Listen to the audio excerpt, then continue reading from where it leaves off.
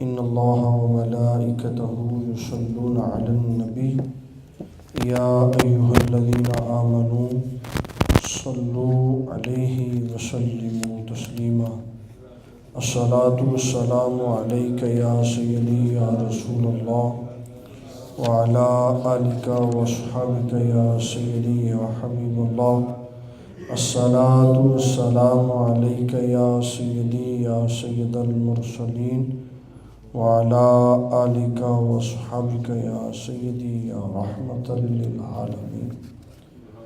السلام علیکم ورحمۃ اللہ وبرکاتہ۔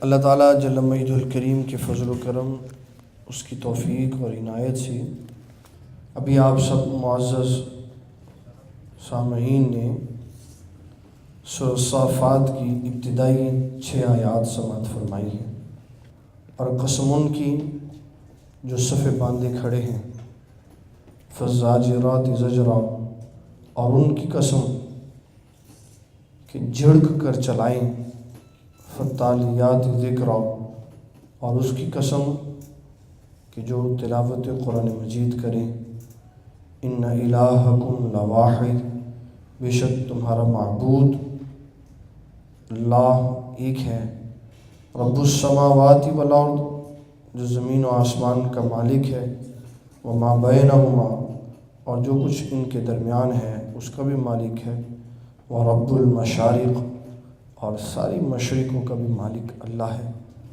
انا زینا السماء الدنیا بزینۃ الکواکب، بے شک ہم نے آسمان کو ستاروں کے ساتھ سجایا ہے، وحفظا من کل شیطان مارد، اور نگاہ رکھنے کو اور ستاروں کو آراستہ کیا نگاہ رکھنے والے شیطان سرکش سے۔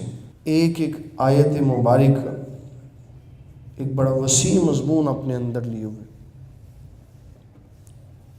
قسماً اللہ نے بات بیان فرمائی، والصافات صفا، ان کی قسم اللہ نے بیان فرمائی جو سیدھی صفوں کے ساتھ کھڑے ہیں۔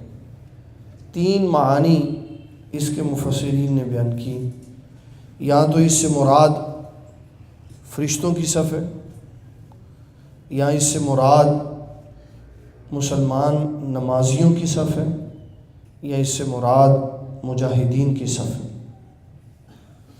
تینوں کی اگر ہم مثال لے لیں تو اللہ تعالیٰ جل مجدہ الکریم ان کی صفوں کی سیدھائی کی قسم بیان فرما رہا ہے کہ مومن جب نماز میں کھڑا ہوتا ہے تو سیدھا کھڑا ہوتا، اس کی صف میں خلا نہیں ہوتا۔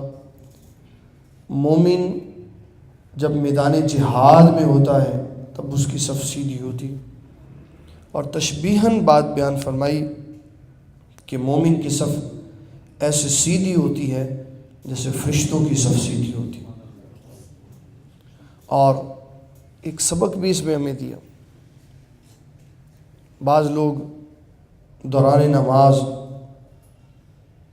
بالخصوص گرمیوں میں یہ کہہ دیتے ہیں کہ جناب کھلے کھلے ہو کے کھڑے ہوں۔ جب انسان کھلا ہو کے کھڑا ہوتا ہے اور نمازی اور دوسرے نمازی کے درمیان میں فاصلہ آ جاتا ہے تو رسول اللہ صلی اللہ علیہ وسلم ارشاد فرماتے ہیں، جب 2 نمازیوں کے درمیان فاصلہ ہوتا ہے صف کے اندر تو شیطان بکری کے بچے کی طرح وہاں چلا جاتا ہے، اور جس طرح صف کے درمیان میں فاصلہ ہوتا ہے اسی طرح اللہ تعالیٰ ان کے دلوں کے درمیان میں بھی فاصلے پیدا کر دیتا ہے۔ اس میں ایک انتہائی اہم ترین بات ہے جو میں آپ کو بتانے لگا۔ وہ کیا بات؟ امام بخاری نے بخاری شریف میں یہ بات بیان کی ہے۔ آپ فرماتے ہیں رسول اللہ صلی اللہ علیہ وسلم نے صف بندی کے باب میں یہ لکھا ہے، ایسے کھڑے ہو جاؤ، ایسے کھڑے ہو جاؤ کہ تمہارے کندھے کندھوں سے ملے ہوئے ہوں اور تمہارے گٹے گٹوں سے ملے ہوئے ہوں، گٹے گٹوں سے ملے۔ ایک آدمی کا گٹا دوسرے آدمی کے گٹے سے ملاؤ، اور دنیا کا کوئی بندہ اس حدیث پہ عمل نہیں کر سکتا، کیونکہ امام بخاری نے جو لفظ بیان کیے ہیں اس میں پیر کا ذکر نہیں ہے، کعب کا ذکر، گٹے کے ساتھ گٹا ملاؤ۔ اور جب ایک نمازی جس کے ایک دائیں کھڑا ہے ایک بائیں کھڑا ہے، اگر وہ پیر ملائے گا تو گٹا تو نہیں ملے گا، کیونکہ نیچے والا جو حصہ ہے وہ پیر سے اوپر والی جو ہڈی ہے اس سے تھوڑا سا باہر ہوتا ہے، اس سے تھوڑا سا باہر ہوتا ہے۔ تو گٹے کے ساتھ گٹا ملانے کے لیے درمیان میں کھڑے نمازی کو دائیں طرف والا پیر ٹرن کرنا پڑے گا دائیں نمازی کی طرف، اور بائیں طرف والا پاؤں ٹرن کرنا پڑے گا بائیں نمازی کی طرف، پھر جا کے حدیث پر عمل ہوگا۔ یہ جو نماز میں ایسے ٹانگیں کڑی کر کے چوڑے ہو کے کھڑے ہو جاتے ہیں نا، کہتے ہیں ہم حدیث پہ عمل کر رہے ہیں، حدیث میں تو ہے ہی نہیں، یہ حدیث شریف میں تو نہیں ہے، اس میں تو ہے گٹے کے ساتھ گٹا ملاؤ، اور وہ مل نہیں سکتا۔ اور نماز میں اس طرح کی حرکت کرنے کی ہمیں اجازت بھی نہیں کہ جس میں انسان طبعی تقاضے سے آگے کی طرف چلا جائے۔ اس سے محدثین نے جو معنی مراد لیا ہے، محدثین کہتے ہیں اس سے مراد ہے شدت اتصال، شدت کہ تمہارے کندھے اتنے آپس میں سخت ہو کے ملے ہوئے ہو اگر ہوا بھی گزرنا چاہے تو وہ نہ گزر سکے۔ اس کا معنی یہ نہیں کہ کندھے ملا لو اور نیچے سے ٹانگیں ایسے کر کے کھول کے بدنما اور بری سی حرکت کرنی شروع کر دو، اوپر سے ہاتھ یہاں پہ رکھ لو اور نیچے سے ٹانگیں کھول دو۔ کسی افسر کے سامنے تو انسان ایسے نہیں کھڑا ہو سکتا، تو پھر اللہ کے سامنے یہ کیسے کھڑا؟ امام بخاری رحمۃ اللہ علیہ نے جو بات بیان کی ہے وہ بڑی خوبصورت بات، بڑا اس کا خوبصورت مسئلہ سمجھایا ہے، جس کو علامہ بدر الدین عینی حنفی رحمۃ اللہ علیہ نے عمدۃ القاری میں واضح کیا ہے کہ گٹے کے ساتھ گٹا ملا دینے کا معنی یہ ہے کہ شدت اتصال تمہارے درمیان ہونی چاہیے کہ تمہارے درمیان میں سے کوئی شے نہیں گزرنی ایسے۔ اور دو میں اس میں حدیث آپ کو عرض کروں گا، پھر میں ان کے درمیان تطبیق دے کر آپ کو بتاؤں گا کہ اس کا کیا معنی ہے۔ ایک حدیث میں آتا ہے نبی صلی اللہ علیہ وسلم آپ تکبیر تحریمہ اس وقت فرماتے تھے جب مکبر تکبیر میں ان کلمات پہ ہوتا تھا کہ وہ قد قامت الصلاۃ کے لفظ کہہ رہا ہوتا تھا، تو نبی صلی اللہ علیہ وسلم آپ تکبیر تحریمہ فرما دیتے تھے۔ ایک روایت میں یہ بھی آتا ہے کہ نبی صلی اللہ علیہ وسلم آپ ساری اقامت ختم ہو جانے دیتے، اس کے بعد ارشاد فرماتے سووا صفوفکم وسدوا الخلل، کہ صفیں سیدھی کرو اور درمیان میں سے خلا ختم کرو۔ دونوں حدیثوں کا مغز وہ یہ ہے، بعض روایات یہ بتاتی ہیں کہ رسول اللہ صلی اللہ علیہ وسلم نے اقامت کے آخر میں متصل نماز شروع کر دی، اور بعض روایات یہ بتاتی ہیں کہ نبی صلی اللہ علیہ وسلم نے اقامت ختم ہونے کے بعد صفیں درست فرمائی اور پھر اس کے بعد آپ نے جماعت شروع کر دی۔ بڑی سادی سی ان کی آپس میں ملاقات ہے، ان کی تطبیق ہے۔ جس حدیث میں یہ آیا کہ نبی صلی اللہ علیہ وسلم نے اقامت ختم ہونے کے جو آخری کلمات تھے قد قامت الصلاۃ، اس میں آپ نے جماعت شروع کروائی، یہ حدیث بات کی ہے، یہ حدیث بات کی ہے۔ اور جو حدیث ہے کہ آپ نے اقامت ختم ہونے کے بعد صفیں سیدھی کروائیں، یہ پہلے کی ہے کہ جب نماز کا آغاز ہوا تو کریم آقا علیہ الصلوۃ والسلام نے تربیت شروع فرمائی، صفوں کی سیدھائی کی، اور نماز کے لیے جب اقامت پڑھی جاتی لوگ منتظر ہوتے، نبی صلی اللہ علیہ وسلم آپ حجرہ شریف سے تشریف لاتے، اور جب حی علی الفلاح کا لفظ ادا کیا جاتا، امام نووی نے مسلم شریف کی اس حدیث میں کہ حضور کب تشریف لاتے، آپ نے صحابہ کرام رضوان اللہ تعالیٰ علیہ مجمعین کو دیکھا کہ جو ہی مکبر تکبیر کے لیے کھڑا ہوتا ہے تو صحابہ کھڑے ہو جاتے. آپ نے فرمایا کہ اس وقت تک مت کھڑے ہوا کرو جب تک مجھے حجرے سے نکلتا ہوا دیکھ نہ لیا کرو. 2 فائدے ہوں گے اس سے. پہلے صرف ایک فائدہ تھا کہ استقبال نماز کے لیے لوگ پہلے کھڑے ہو جاتے تھے. جب نبی صلی اللہ علیہ وسلم نے ممانعت فرما دی، اب 2 فوائد متصل ہو گئے. ایک فائدہ یہ کہ استقبال نماز ہوگا، اور دوسرا فائدہ یہ کہ استقبال سرکار کائنات صلی اللہ علیہ وسلم ہوگا. کوئی کہہ سکتا ہے، کوئی یہ کہہ سکتا ہے کہ بھئی یہ تو کام خاص تھا رسول اللہ صلی اللہ علیہ وسلم کے لیے، بعد میں تو نہیں ہے، بعد میں تو نہیں ہے. کریم آقا علیہ السلام کی ظاہری حیات کے بعد تو اقامت کے ساتھ ہی کھڑے ہو جانے. یہ جو بات کہے گا نا وہ سارا اسلام برباد کر دے گا اپنا. اسلام کی تو بنیاد ہی یاد رفتگان کے اوپر لگی ہوئی.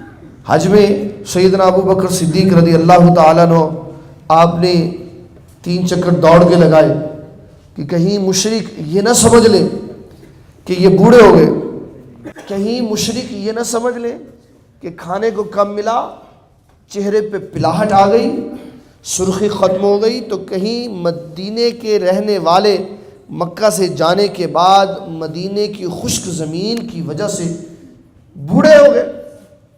رسول اللہ صلی اللہ علیہ وسلم نے فرمایا آپ نے 3 چکر پہلے دوڑ کے لگانے ہیں تاکہ کافروں کے دلوں میں داغ بیٹھ جائے کہ جن کے بوڑھے اتنے جوان ہیں ان کے جوانوں کا کیا حال ہو.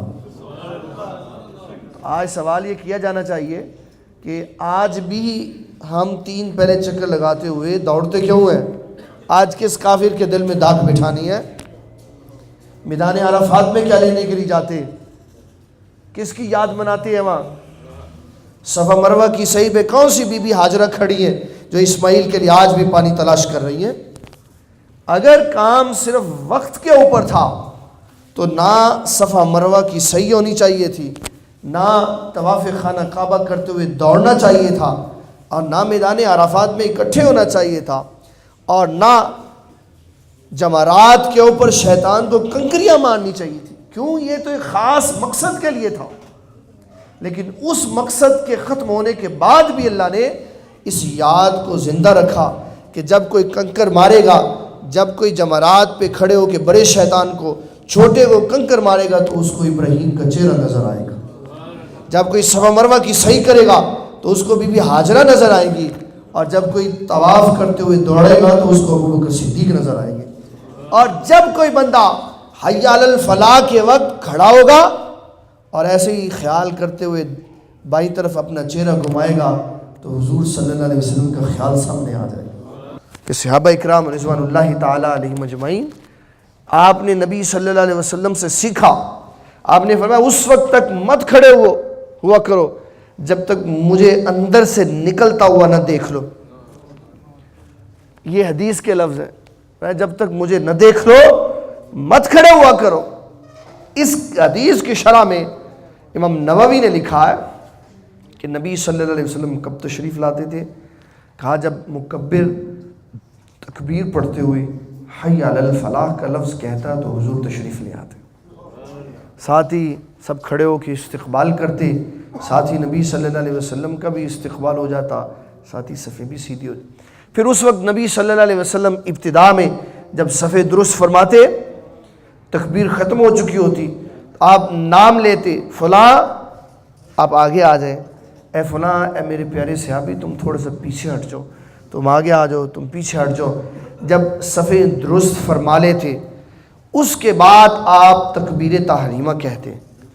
اور اب اس کے ساتھ جب ہم دوسری حدیث ملائیں گے تو معنی واضح ہو جائے گا کہ جب پہلے آپ نے ایسے کیا اس وقت صحابہ کو تربیت دی، اور جب صحابہ تربیت یافتہ ہو گئے، پتہ چل گیا کہ ہم نے صفوں کے درمیان سیدھائی کیسے رکھنی ہے، کندھے کے ساتھ کندھے کیسے ملانے ہیں، تو جو ہی نبی صلی اللہ علیہ وسلم حی علی الفلاح کے لفظ پہ باہر نکلتے، حجرے سے چل کے مصلی امامت پہ تشریف لاتے تو لفظ پکارے جا رہے ہوتے قد قامت الصلاۃ، اور پیچھے سارے تربیت یافتہ کھڑے ہوتے، کہنے کی ضرورت نہ پڑتی کہ صفے درست کرو، فوری مصلی پہ آ کے اللہ اکبر کے ساتھ تکبیر تحریمہ فرما کے نماز کا آغاز ہو جاتا۔ یہ دو طریقے تھے۔ آج کیونکہ ہم ایک تو صف کا خیال کوئی نہیں ہوتا ہمارے پاس، جو جہاں آیا وہ وہیں بیٹھ کے، جو جہاں آیا وہ بوڑھے آدمی تلاش کرتے ہیں دیوار یا مسجد کا پلر یا کرسی تلاش کرتے ہیں کہ ہم ایک سائیڈ پہ ہو جائیں، اور جوان جس طرح بوڑھے آدمی کی کمر کمزور ہو گئی، جوانوں کی بھی کمریں کمزور، وہ بھی یہی کچھ تلاش کرتے، پیچھے بیٹھ جاتے۔ کریم آقا علیہ السلام کیا خوبصورت ارشاد فرما رہے، فرمایا اگر صحابہ تمہیں پتہ چل جائے نا کہ اس پہلی صف میں بیٹھنے کا کتنا ثواب ہے، فرمایا پہلی صف میں بیٹھنے کے لیے تمہارے درمیان لڑائی ہو، پھر قرہ ڈالو اور جس کا قرہ نکلے وہ پہلی صف میں بیٹھے۔ تمہیں تو پتہ ہی نہیں پہلی صف کی فضیلت کیا، اس لیے جو جہاں آتا ہے وہ بیٹھ جاتا، جو جہاں آتا ہے بیٹھ جاتا، کوئی کسی کو کہتا نہیں جناب آپ یہاں بیٹھے ہیں، آپ ادھر آ جائیں۔ کریم آقا علیہ السلام فرماتے جو پہلی صف میں آ کے بیٹھتا ہے اللہ کے 70,000 نوری فرشتے اس پہ درود بھیجتے ہیں، اور میں دوسری صف میں بیٹھا رہا ہوں تو بیٹھا رہا ہوں، مجھے کسی نے بتایا ہی نہیں کہ میں جب مسجد میں آؤں تو پہلی صف میں آ کے بیٹھوں۔ ایک دن کریم آقا علیہ السلام نے یہ بات ارشاد فرمائی، ایک صحابی عرض کرنے لگے حضور آپ نے فرمایا ہے پہلی صف والوں پہ 70,000 فرشتے درود بھیجتے ہیں، تو حضور دوسری صف والوں پہ بھی بھیجتے ہیں۔ اتنا خوبصورت صحابہ کا عقیدہ تھا، اتنا پیارا صحابہ کا عقیدہ تھا، ان کو پتہ تھا کہ ہونا وہی ہے جو زبان مصطفیٰ سے نکلنا، جو زبان مصطفیٰ صلی اللہ علیہ وسلم سے نکلنا وہ ہو جانا، اللہ نے وہ کر دینا ہے، کیونکہ وہ تو منتظر ہوتا ہے کہ میرے محبوب کچھ فرمائے تو میں اسے پورا کروں۔ کریم آقا علیہ السلام نے فرمایا نہیں پہلی صف والوں، عرض کی حضور دوسری صف والوں پر بھی؟ آپ نے فرمایا نہیں پہلی صف والوں پر۔ عرض کی حضور کوئی کمزور ہوتے ہیں، کوئی غریب ہوتے ہیں، کوئی بوڑھے ہوتے ہیں، دوسری صف والوں پہ بھی؟ آپ نے فرمایا چلو دوسری صف والوں پہ۔ دوسری صف والوں پہ درود کس نے پڑھا؟ فرشتوں نے۔ کتنے فرشتوں نے؟ 70,000۔ کس کے کہنے پہ؟ ہمارے آقا کے فرمانے پہ۔ آپ نے فرمایا چلو دوسری پڑھو، چلو۔ اللہ نے برکت رکھی اسی جملے میں ہے جو حضور ارشاد فرما دیتے، حضور صلی اللہ علیہ وسلم جو جملہ ارشاد فرما دیتے ہیں اللہ اس میں برکت رکھ دیتے۔ اب محدثین نے اسے معنی اخذ کیا، کہا حضور صلی اللہ علیہ وسلم سے پوچھا کہ حضور وہ کمزور بھی تو ہوتے ہیں نا، لاٹھی پکڑ کے آہستہ چل کے آنے والے بھی تو ہوتے ہیں، کسی کی چال میں تیزی نہیں ہوتی، وہ بعد میں پہنچتے ہیں مسجد میں، چلے پہلے ہوتے ہیں۔ تو آپ نے جو دوسری فرمایا اس کا کیا معنی ہے؟ محدثین کہتے ہیں یہ پہلی ہے، یہ امام کے بعد جو صف ہے یہ پہلی ہے، یہاں سے لے کے جو آخر تک ہے وہ سب دوسری ہیں، یہاں سے لے کے جو آخر تک ہے وہ سب دوسری ہیں، پہلی کے بعد دوسری، جس بھی مرضی صف میں بیٹھ جاؤ، جب عبادت کے ارادے سے باوضو ہو کر اللہ کے گھر کے اندر آ کے بیٹھ جاؤ گے، نماز کا انتظار کرو گے، وقت بھی نماز میں شمار ہوگا، اور اللہ کے 70,000 نوری فرشتے بھی درود بھیجیں گے۔ لیکن افضلیت امام کے پیچھے بیٹھنے میں، افضلیت امام کے پیچھے دائیں طرف بیٹھنے میں۔ کس طرف بیٹھنے میں؟ اور صحابہ کرام رضوان اللہ تعالیٰ علیہم اجمعین وہ ثواب کے متلاشی ہوتے تھے۔ کریم آقا علیہ السلام نے فرمایا کہ ثواب زیادہ ہے دائیں طرف، دائیں طرف ثواب زیادہ، تو سب کی کوشش ہوتی ہے ادھر بیٹھ جائیں، ادھر امام کے دائیں طرف۔ تو آپ نے دیکھا کہ یہ تو ادھر سے صف خالی ہو جاتی ہے، آپ نے فرمایا جو ادھر بیٹھے گا اس کو ثواب، جو ادھر آ کے بیٹھے گا اس کو دگنا ثواب، تاکہ ایک صفوں کی صدائی سے ساتھ ساتھ رہے۔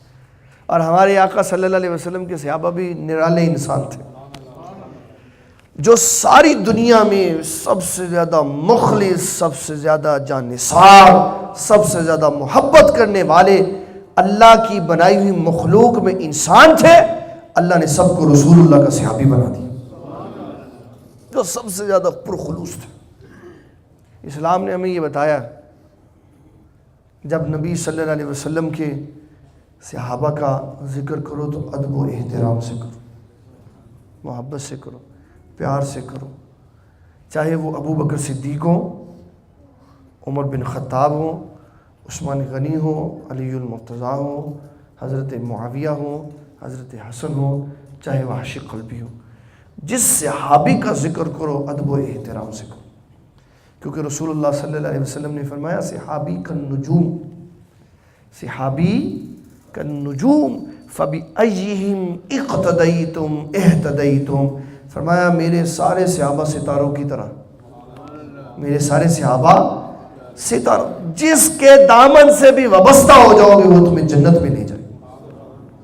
سارے صحابی ہدایت یافتہ، سارے صحابی ہدایت یافتہ۔ اب صحابہ کا بڑا خوبصورت انداز ہوتا تھا، اور یہ ایک صحابی کی بات نہیں ہے، یہ ساری پہلی صف والے ایسے تھے، ساری پہلی صف والے سارے صحابہ ایسے تھے۔ امام بخاری نے بخاری شریف میں ظہر اور عصر کے باب میں لکھا، دونوں بابوں میں حدیث ایک ہی ہے لیکن بیان کرنے والے علیحدہ علیحدہ۔ میں جو بات سنانے لگا ہوں یہ حضرت خباب بن ارت رضی اللہ تعالیٰ عنہ کی۔ ان سے کسی نے پوچھا کہ اے خباب بن ارت بتاؤ کیا نبی صلی اللہ علیہ وسلم ظہر اور عصر میں قرات کرتے ہیں؟ تو کہا ہاں کرتے ہیں۔ کہا تو ہم تو تکبیر تحریمہ کہہ کے سجدے میں دیکھتے ہیں اور پیچھے کھڑے ہوتے ہیں، تم پہلی صف میں کھڑے ہوتے ہو، کیا پہلی صف میں آواز آتی ہے؟ تو کہا نہیں آواز نہیں آتی، آواز نہیں آتی، لیکن ہم تکبیر تحریمہ کہنے کے بعد نہ سامنے دیکھتے ہیں نہ نیچے دیکھتے ہیں بلکہ حضور کے چہرے کو دیکھتے ہیں۔ اور نبی صلی اللہ علیہ وسلم کی داڑھی شریف ہل رہی ہوتی ہے، داڑھی شریف ہل رہی ہوتی ہے تو ہم سمجھ جاتے ہیں حضور تلاوت فرما رہے ہیں۔ 2 3 4 5 مسئلے ایک ہی لائن میں بیان کر دیے سارے۔ نمبر 1، صحابہ نے اپنا عقیدہ بیان کر دیا کہ نماز اللہ کی پڑھتے ہیں، دیدار مصطفیٰ کا کرتے ہیں۔ نماز کس کی پڑھتے ہیں؟ اللہ کی۔ دیدار کس کا کرتے ہیں؟ نبی صلی اللہ علیہ وسلم۔ دوسرا عقیدہ بھی صحیح کر دیا، قیامت تک کے آنے والے لوگوں کا منہ بند کر دیا۔ کوئی قیامت تک آنے والا یہ نہ کہے کہ نماز میں خیال مصطفیٰ آنے سے نماز میں کمی ہو جاتی ہے۔ صحابہ نے بتایا تم خیال کی بات کرتے ہو، ہمارا تو دھیان ہی حضور سے ہٹتا نہیں ہے، ہم تو ساری نماز ہی رسول اللہ کا چہرہ دیکھتے ہوئے گزار دیتے، ہمارا تو خیال ہٹتا ہی نہیں ہے۔ ادھر تکبیر تحریمہ کی، ادھر۔ اور امام مسلم نے لکھا ہے، کہا جب نبی صلی اللہ علیہ وسلم علیل تھے، جب آپ علیل تھے اور آپ امامت کے لیے باہر نہیں آئے، ابو بکر صدیق امامت کروانے کے لیے کھڑے ہوئے اور سری نماز تھی اور مسجد میں بالکل سناٹا تھا، اور کریم آقا علیہ السلام نے پردہ سرکایا، آپ نے پردہ سرکایا۔ کیسے سرکا ہوگا؟ ہلکی سی آواز۔ اب یہ میں نے ہلکی سی آواز، اور صحابہ تو دل کے تجسس میں یہ بات لے کے کھڑے تھے، دل ان کا یہ کہہ رہا تھا کہ کہیں نماز میں حضور کا دیدار ہو جائے۔ جو ہی ہلکا سا نبی صلی اللہ علیہ وسلم نے پردہ سرکایا تو صحابہ نے قبلوں سے توجہ توڑ کر رسول اللہ کے حجرے کی طرف دیکھنا شروع کر دیا۔ چہرہ قبلہ رخ سے پھر گیا، چہرہ قبلہ رخ سے پھر گیا، اور نبی صلی اللہ علیہ وسلم کے حجرہ شریف کی جو آپ کا پردہ مبارک تھا اس کے سرکنے کی آواز سے صحابہ نے ادھر دیکھا، آپ نے چہرہ باہر نکالا مسجد کی طرف، تو صحابہ حضور کو دیکھ کے مسکرا رہے ہیں، حضور صحابہ کو دیکھ کے مسکرا رہے ہیں۔ صحابہ کہتے ہیں قریب تھا ہم نمازیں توڑ دیتے کہ نبی صلی اللہ علیہ وسلم نے ہمیں فرمایا نماز تو پوری کر لو، دونوں کا عقیدہ اور نظریہ بتا دیا کہ دیدار مصطفیٰ میں چہرہ پھرا تو اللہ کے نبی کو دیکھا، اللہ کے نبی نے یہ نہیں کہا قبلے سے رخ پھر گیا تو نماز ٹوٹ گئی، بتا دیا قبلے کو دیکھ رہے تھے تو نماز پختہ تھی، قبلے کو دیکھا تو نماز کیسے ٹوٹ سکتی؟ نماز میں کوئی فرق نہیں آیا۔ قرآن مجید کی آیت ہے، اللہ فرماتا ہے یا ایھا الذین آمنوا استجیبوا للہ وللرسول اذا دعاکم۔ ایک صحابی نماز پڑھ رہے تھے، کریم آقا علیہ السلام نے اس کو آواز ادھر آؤ، نماز کا انہوں نے سلام پھیرا اور نبی صلی اللہ علیہ وسلم کی بارگاہ میں حاضر ہوئے۔ عرض کی حضور آپ نے مجھے یاد فرمایا؟ آپ نے فرمایا میں نے تو اس وقت بلایا تھا۔ عرض کی حضور میں نماز پڑھ رہا تھا۔ فرمایا تم نے اللہ کا پیغام نہیں سنا؟ اے ایمان والو جب اللہ اور اس کے رسول تمہیں بلائیں تو فوری جاؤ۔ فرمایا تم اس وقت آ جاتے، ہماری بات سنتے، ہمارا کام کرتے، تمہاری نماز میں کوئی فرق نہیں پڑنا تھا۔ اور نماز تو نبی صلی اللہ علیہ وسلم کے خیال سے مضبوط ہوتی ہے، ٹوٹتی نہیں ہے۔ غلطی کھا گیا وہ بندہ جس نے کہہ دیا کہ نماز میں خیال مصطفیٰ آ جائے تو نماز ٹوٹ جاتی ہے، کمزور ہو جاتی ہے۔ مجد الافسانی شیخ احمد سرہندی رحمۃ اللہ علیہ فرماتے اے بندہ مومن جب تو تشہد میں بیٹھا ہو، قاعدے میں بیٹھا ہو، تشہد پڑھ رہا ہو، اپنی توجہ درست رکھ اور بڑے دھیان سے کلمات ادا کر، اور التحیات للہ والصلوات والطیبات السلام علیک ایھا النبی، جب یہ کلمات پڑھ رہا ہو تو یہ سمجھ میں اللہ کی بارگاہ میں حاضر ہوں اور حضور صلی اللہ علیہ وسلم پہ درود و سلام کا نذرانہ پیش کر رہا ہوں، آپ سن بھی رہے ہیں، جواب بھی دے رہے ہیں۔ مومن کی تو نماز ہو ہی نہیں سکتی اس وقت تک جب نماز میں رسول اللہ کی طرف دھیان سیدھا نہیں ہوتا۔ پتہ نہیں کہیں سے آ گیا اٹھ کے، اس نے کہہ دیا، ٹھوکر کھا لی، لوگ پیچھے چل بھی نہیں، کسی کا خیال نہیں آنا چاہیے۔ صحابہ تو خیال کو جا ویسے ہی چہرہ پھیر لیتے تھے، ویسے ہی چہرہ پھیر لیتے۔ آپ خوش ہو رہے تھے کہ یا اللہ تیرا شکر ہے۔ یہی بندے تھے، ان میں سے بعض کچھ لوگ تھے جو بتوں کو پوچھتے تھے، مولا دیکھ تو نے فضل کیا، میں نے ان کو تیرے سبب نہیں جھکا دیا۔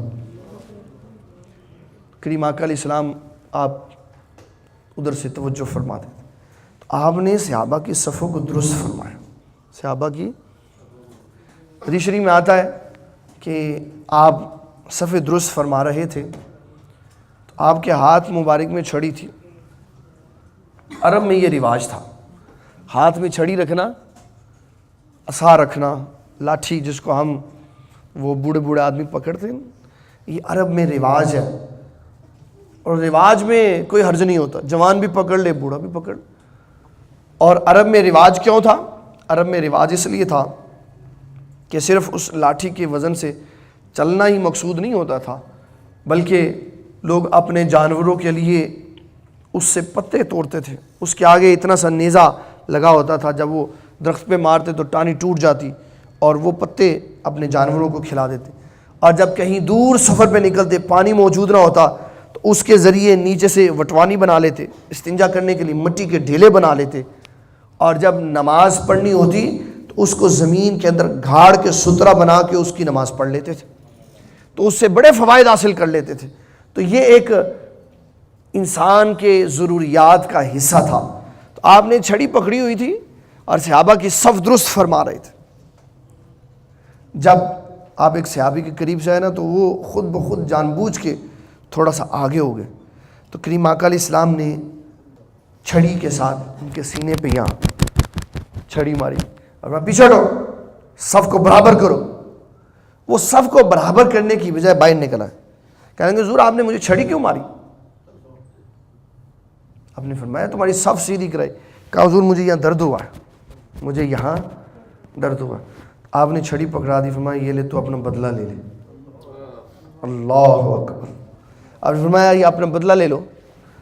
انہوں نے چھڑی پکڑی اور عرض کرنے لگے حضور آپ نے یہاں چھڑی ماری تھی نا تو میرا سینہ ننگا تھا، آپ اپنا سینہ ننگا کریں، قمیض کے بٹن کھولیں۔ تو کریم آقا علیہ السلام نے قمیض کے بٹن کھول دی۔ اس صحابی نے پتہ نہیں شاید سوچا ہوا تھا یا الہامی طور پہ بات آ رہی تھی، پہلے سے وہ پلان کر کے کھڑا تھا کہ میں نے یہ کرنا. جب نبی صلی اللہ علیہ وسلم نے کپڑا ہٹایا تو اس شیدائی نے حضور کے سینے کا بوسہ لیا اور چھڑی آپ کو پیش کر. اور نبی صلی اللہ علیہ وسلم آپ صرف مسجد کی صف نہیں سیدھی کرتے تھے, آپ تو پوری امت کے حکیم تھے, حکیم مطلق کے نائب تھے. بدر کے میدان میں جب رسول اللہ صلی اللہ علیہ وسلم نے صف بنائی تو اس صف کا رعب کافروں کے اوپر پڑا. کیوں؟ عرب میں جو لشکر کے سپہ سالار ہوتے ہیں انہوں نے اپنے لشکر کی ترتیب اس طرح رکھی ہوتی ہے کہ آگے والا حصہ جس کو جیش لشکر کہتے ہیں وہ مختصر سا ہوتا, وہ بڑے بڑے کمانڈرز کے اوپر مشتمل ہوتا. اس کے بعد بڑا لمبا چوڑا سا جمع غفیر فوجیوں کا پیچھے ہوتا, ایک حصہ دائیں طرف ہوتا ہے, ایک بائیں طرف ہوتا ہے, اور اس کے بعد آخر میں جو بیک اپ پہ کھڑے ہوتے ہیں فوجی وہ ہوتے. 5 حصوں پہ فوج مشتمل ہوتی اور سب سے آگے والے سب سے کم ہوتے ہیں. تو جب نبی صلی اللہ علیہ وسلم نے 313 صحابہ کے ساتھ بدر میں صف کھڑی کی تو 2 صفیں بنائی اور سارے کے تقریباً زیادہ بندے آپ نے پہلی صف میں کھڑے کر دی اور ایک صف ادھر تک کر دی, ادھر تک کر دی, کنارے دور دور کر دی. اور یہ آپ نے ایک نفسیاتی حملہ کیا مشرکین مکہ پہ تاکہ ان کے اوپر رعب پڑے کہ جن کے جیش لشکر کی پہلی صف اتنی بڑی ہے ان کی پچھلی فوج کا کیا حال ہو. یہ ایک نفسیاتی حملہ تھا جو نبی صلی اللہ علیہ وسلم نے ان کے اوپر کی. وہاں بھی آپ نے بالکل سیدھی کر کے سن.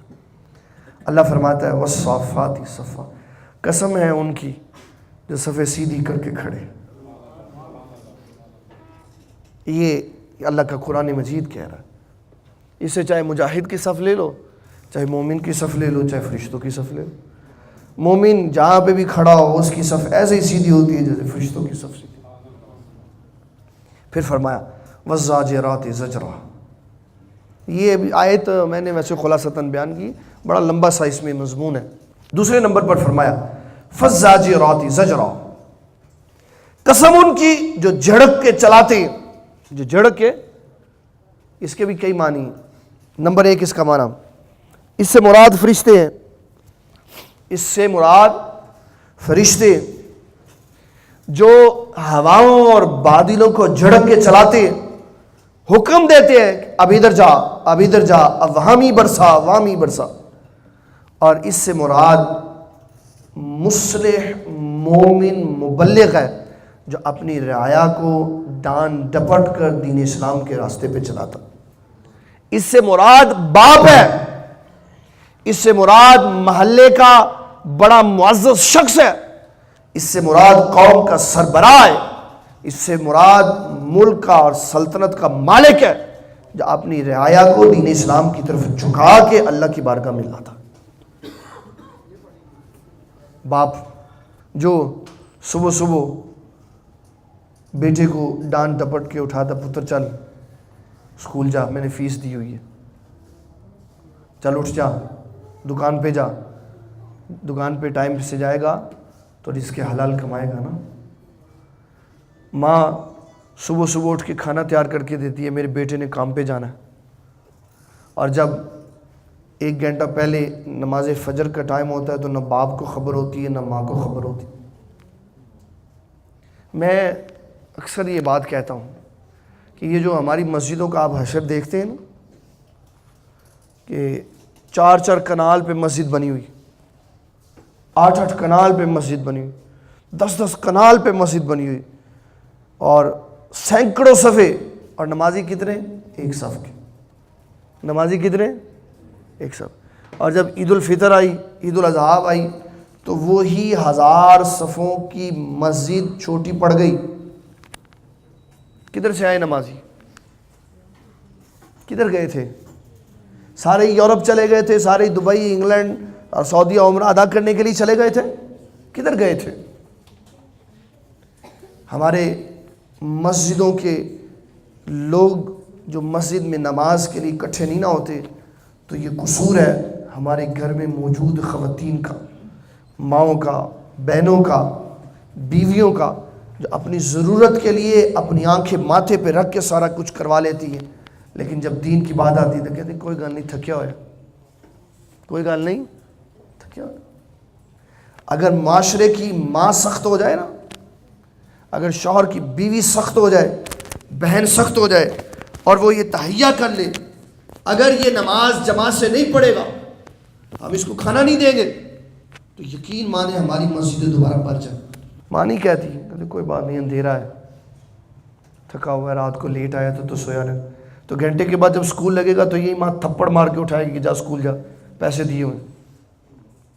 جاگنے کی بات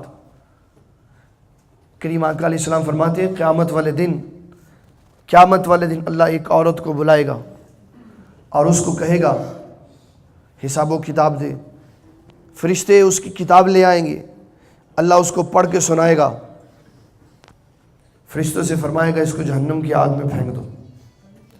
فرشتے اس کو گھسیٹ کے لے کے جائیں گے، جب جہنم کی طرف اس کو لے کے جائیں گے تو وہ اللہ کو آواز دے، یا اللہ میری ایک بات سن، ایک بات میری سن۔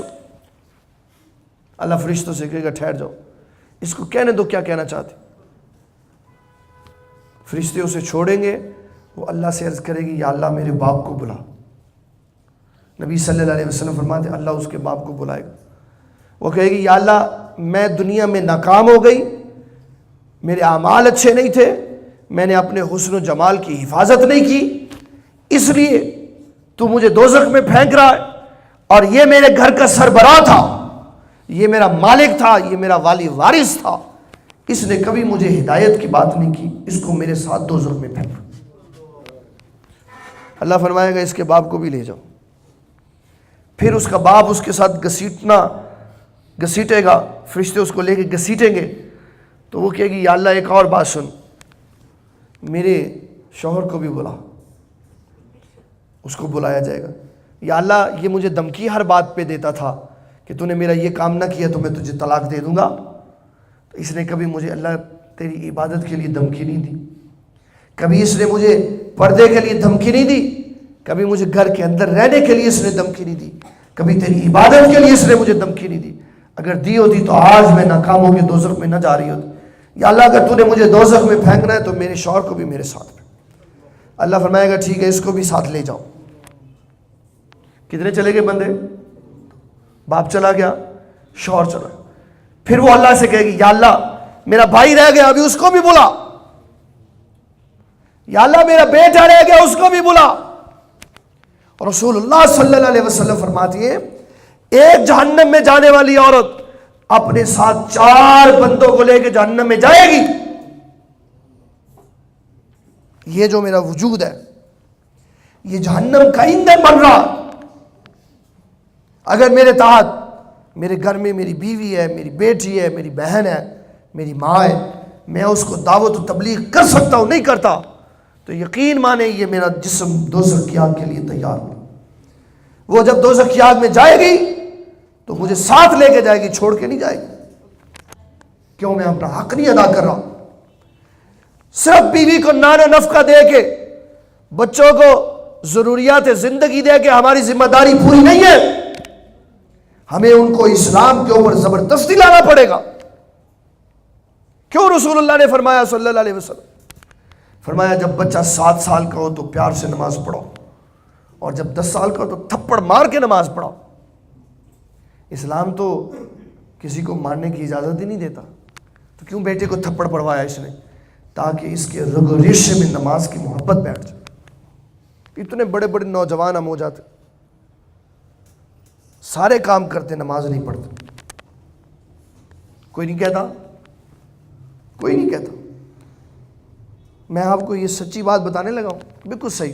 ہمارے گھر میں میرے قبلہ والد گرامی اللہ تعالیٰ ان کو عمر خضری عطا فرمائے،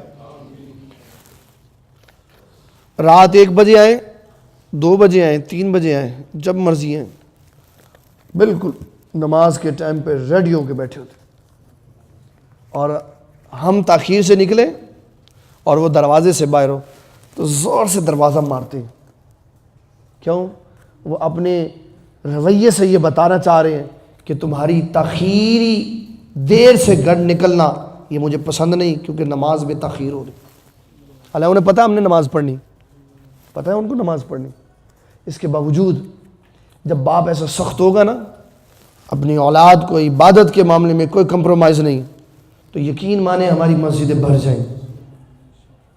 اس لیے ہم سستی کرتے ہیں خود، کوئی گل نہیں، بچہ ستا ہے، جب فرشتے نے اس سے سوال کرنا ہے تو اس نے پوچھنا ہے کہ بتا تیرا بیٹا تھا، اس کو نماز پڑھائی کہ نہیں پڑھائی؟ پھر کیا جواب دوں گا میں؟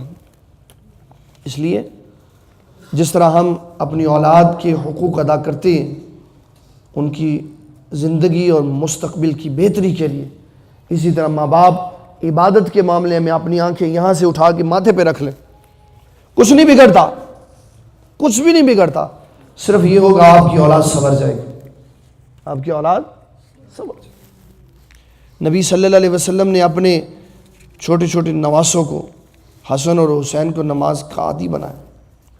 آپ کے چچا کے بیٹے حضرت عباس رضی اللہ عنہ تہجد کے وقت رسول اللہ کی بارگاہ میں آ جاتے تھے نماز پڑھنے کے لیے، اور ادباً بائیں طرف آ جاتے تھے، بائیں طرف، تو آپ نماز میں سر سے ایسے بازو گھما کے ان کا سر پکڑ کے ان کو دائیں طرف لا کے کھڑا کرتے تھے۔ اس سے فقہاء کرام نے یہ مسئلہ اخذ کیا ہے، امام کے پیچھے ایک بندہ ہو تو امام کے متصل دائیں طرف کھڑا ہو، یہ رسول اللہ کا طریقہ کار ہے۔ تہجد کے وقت عبداللہ ابن عمر رضی اللہ تعالیٰ عنہ انہوں نے خواب دیکھا، تخت پہ بیٹھے ہوئے، تخت بلندی پہ جا رہا، آسمان سے دو فرشتے آئے، انہوں نے کہا اس کو دوزخ کی آگ میں پھینک دو۔ انہوں نے پکڑا فرشتوں نے، عبداللہ ابن عمر نے آواز لگائی، اللہم اجرنی من النار، یا اللہ دوزخ کی آگ سے بچا مجھے۔ ایک فرشتہ اور آ گیا، وہ کہنے لگا اللہ کے بندو یہ تو بڑا نیک آدمی، چھوڑ دو اس کو۔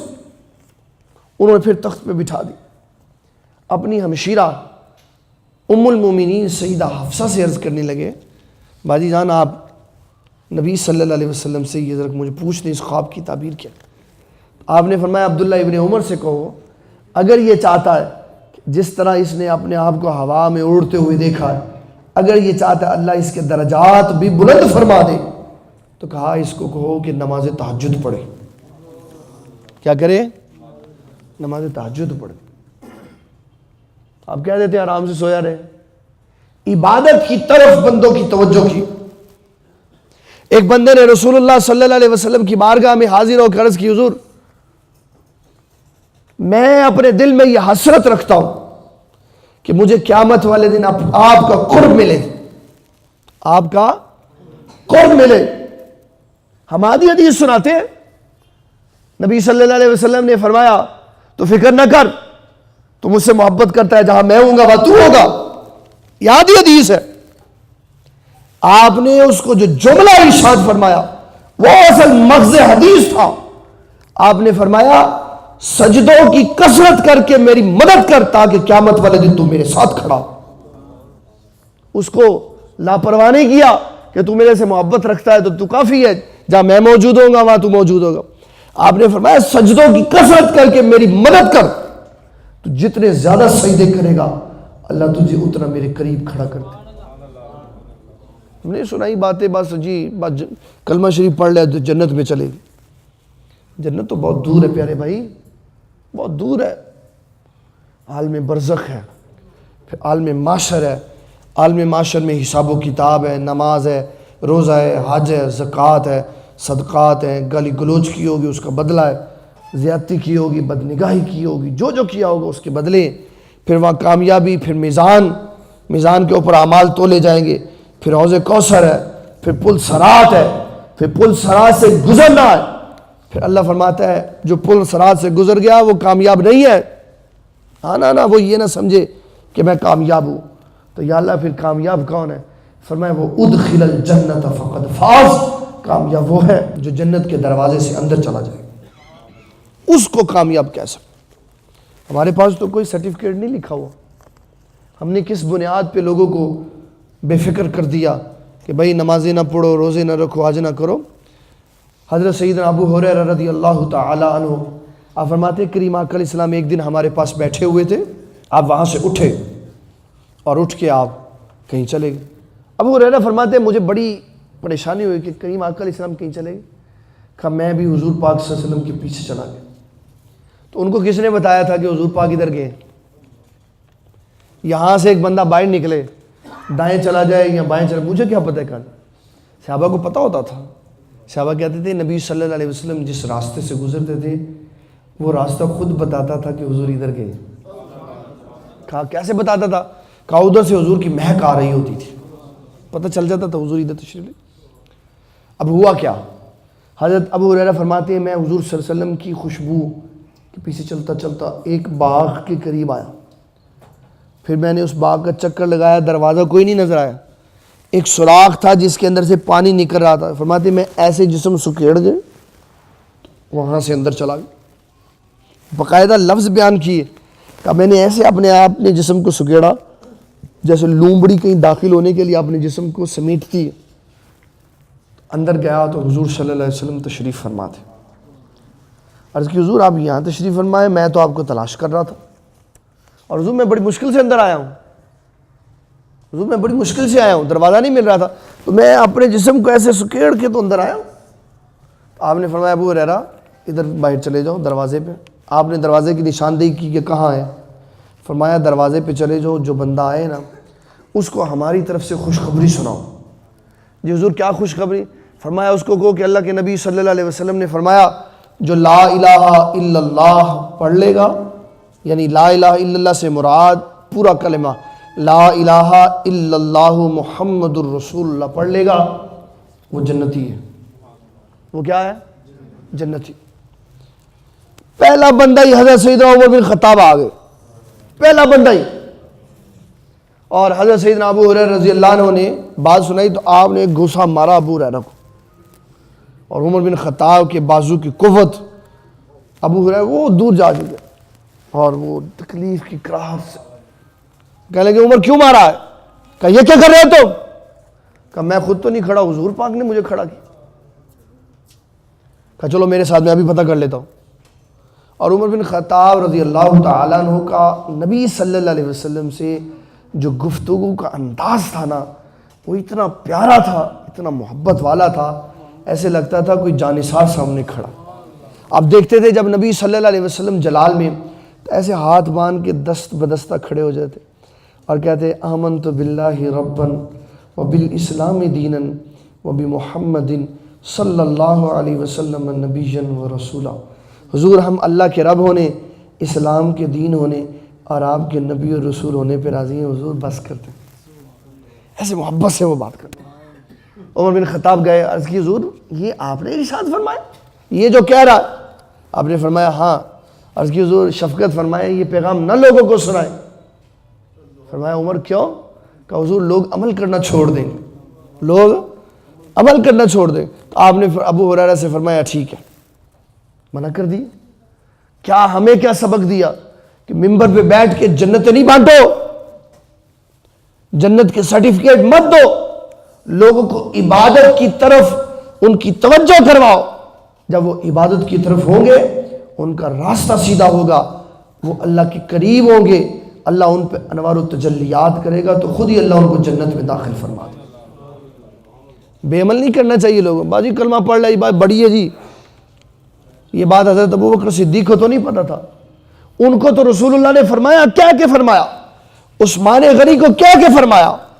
جب آپ نے اپنا جیش اسرت میں 900 گھوڑے ماں ساز سامان اسلام کو دیا تو آپ نے فرمایا عمر اے عثمان اب کے بعد تم جو مرضی کرو، جو مرضی کرو، کوئی پوچھ گچھ نہیں. تو کیا تاریخ میں کوئی بندہ اٹھ کے یہ بتا سکتا ہے اس کے بعد عثمان غنی نے ایک نماز بھی چھوڑی، ایک روزہ بھی چھوڑا؟